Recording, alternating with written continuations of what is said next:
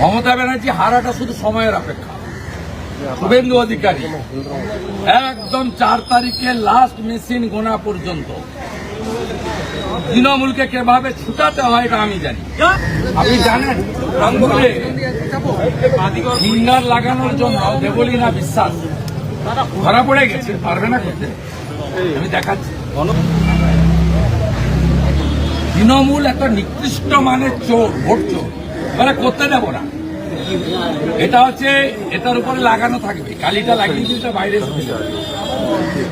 ও আচ্ছা আচ্ছা আচ্ছা আচ্ছা 750 নাম্বারটাও বলে দিলাম, purchase by the councillor Debolina Biswas. কোন চুরি করতে দেব না। 3810 বিএলও স্লিপ ফিরে এসেছে, তাদেরকেও চিহ্নিত করে দিয়েছি আমরা বুথে বুথে। মমতা ব্যানার্জি হারাটা শুধু সময়ের অপেক্ষা। अरे भाई डरना मत, झुकना मत। नहीं होगा भाई, बेटा उसका भाई हूँ मैं। झुकने वाला काम नहीं। आपका मोबाइल नंबर दीजिए, मेरा मोबाइल। ए भाई सामने जाओ ना।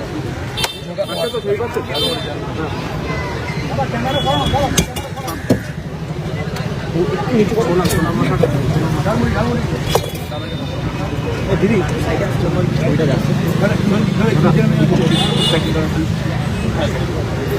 अरे ना पिताजी को थोड़ा बाबा के आपकी बोले दीजिए, बाबा के मैंने परिवार के लोगों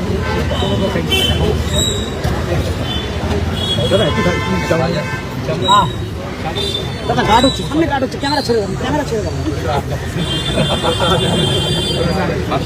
तो चाकरी नहीं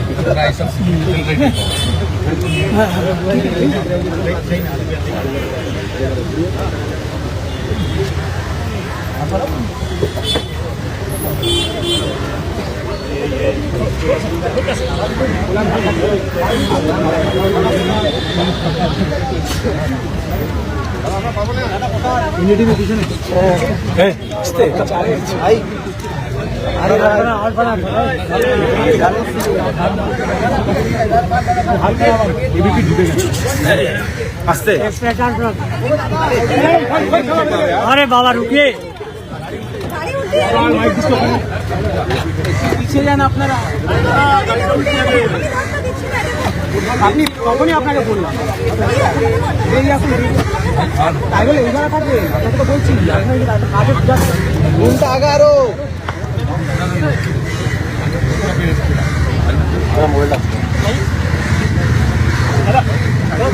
তোমরা দাঁড়াতে দাঁড়াতে সব অন্য কেউ করে নিয়ে চলে যাবে।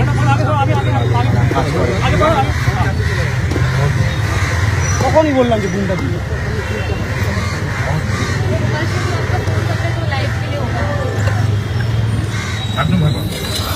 আরে ভাই মাইক তো লাগাও না ভাই, কি করছো? শুভেন্দু অধিকারী একদম 4 তারিখে লাস্ট মেশিন গোনা পর্যন্ত তৃণমূলকে কিভাবে ছুটাতে হয় এটা আমি জানি।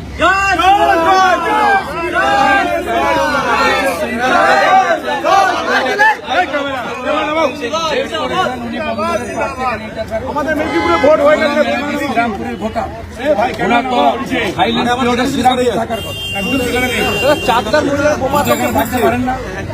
থানায় গিয়ে দাদাগিরি করছেন কেন?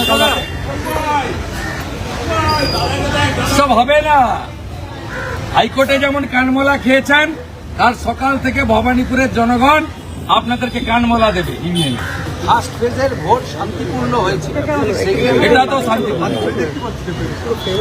যে ব্যবস্থা ইলেকশন কমিশন নিয়েছে, যেভাবে অ্যাক্টিভ হয়ে গেছে পুলিশ অবজারভাররা এবং সিএপিএফ এর কিউআরটি, আর পুলিশের একটা অংশ যেভাবে নিউট্রাল হয়ে গেছে, তাতে বাকিটা হয়ে যাবে। সর্বোপরি দেখুন, গণতন্ত্রে জনগণ, জনতা হচ্ছে জনার্দন।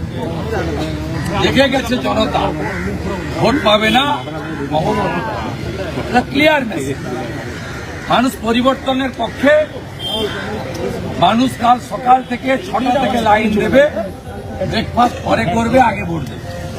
দাদা জাহাঙ্গীর কোনোভাবেই মুখোমুখি হচ্ছে না, তিনি বেরিয়ে যাওয়ার পর বেরিয়ে হুমকি বা যে বিষয় আপনাদের মিডিয়া, আপনারা শাহজাহানকে দেখাতেন, এখন দেখাতে পারেন না।